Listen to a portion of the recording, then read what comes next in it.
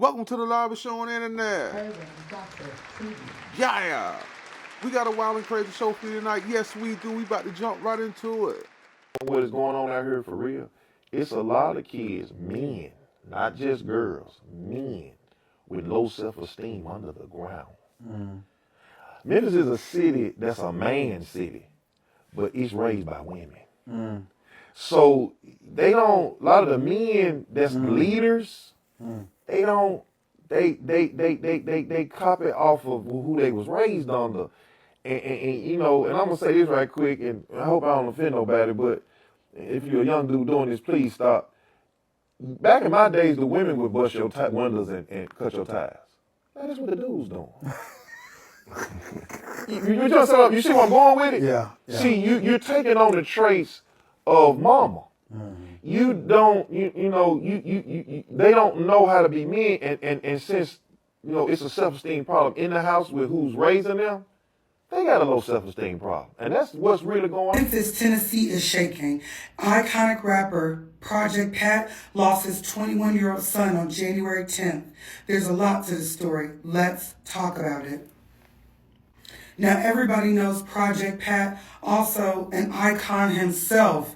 Project Pat has still been working. Now, this was 3 years ago, but you see, even just in the 2020s, Project Pat's looking good. He's looking healthy, new teeth. He's got money. He looks safe. And you would think that his children will also be in a safe position. But they found his son in a park. Let me get you the details. This is an article I took from Look It's Jay on YouTube, and it is a clip from a Fox News article.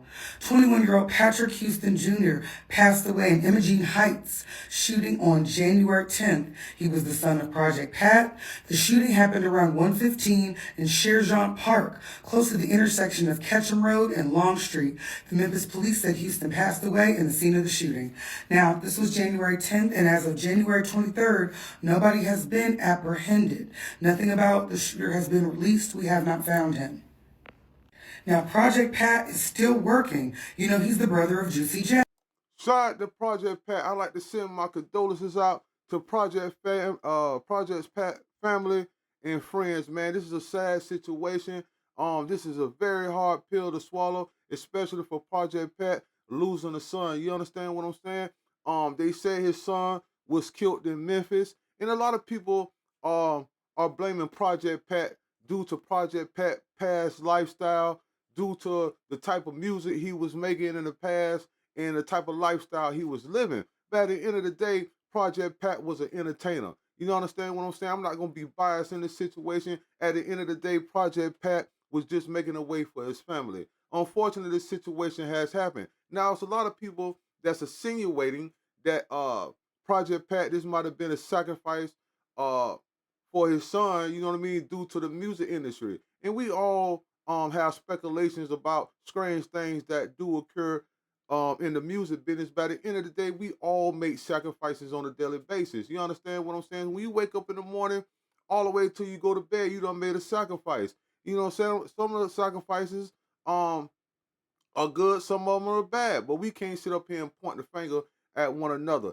Now, Project Pat made a great point earlier when he was doing an interview. He was saying the issue we have with these young people today is they're being raised by women and they pick up the traits of a woman. And that's so true because a lot of these guys, and it's not just the young adults, it's the grown men. Some of these people are very emotional. You understand what I'm saying? You can't have an argument because the argument leads into something else. I'm not saying this is what happened with Project Pat's son, but this would happen on a daily basis in the black community. A lot of us can't agree to disagree, or it leads into a fist fight or even gunfire. You understand what I'm saying? That's a sad situation. Like, to me, the fathers need to be inside the home. You need to work things out with the mother. The mother need to work things out with the father because it shouldn't be a single parent home. Even though the father might be in the child's life, being inside the home is totally different. You understand what I'm saying? A lot of people are saying that Project Pat makes enough money to the point where his son shouldn't have been in the hood still. And I'm not going to count anyone's pockets. I know Project Pat at one point in time was a top artist. I don't know if he's still receiving royalties from any of his music. I don't know none of his financial situations. But what can I say is that it's a few people that's saying that the kid was a great kid. He was working at a shoe store, and he was a very humble person. You understand what I'm saying? I don't know what happened outside of the workforce or what kind of situation he got into, but unfortunately, he met his demise. Um, the suspect hasn't been caught at this time. Um, they don't have too much to say about the incident other than that he was shot at a park. And they were saying that it was like a traditional park, like it was a known historical black park in Memphis. And you know what I mean? And I got to say this. It's a lot of historical areas in the black community, such as Martin Luther King, that doesn't make it a safe area. Now, I don't know about your city and state, but everywhere I done been, wherever it's Martin Luther King at, is red down. It's a lot of drug uses, a lot of drug selling, and everything under the sun that's the foul takes place on that street. You see what I'm saying? So if you want your child to have uh a better life, I would try to move them outside the impoverished environment.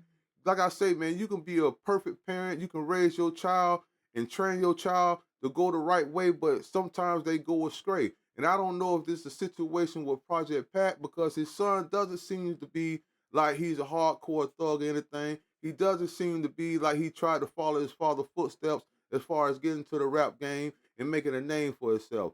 You understand what I'm saying? What can I do? Can say about this gentleman that he obtained a job, and a lot of people that was at his job didn't know that his father was Project Pat, so he never went around talking about his father or trying to make it seem like he was uh uh trying to live off his father's name. He was just trying to be a man of his own and stand on his own 10. And unfortunately, um, situation happened and he lost his life. Now, sometimes as parents, we all got to understand things that we did in the past, we have to pay for it.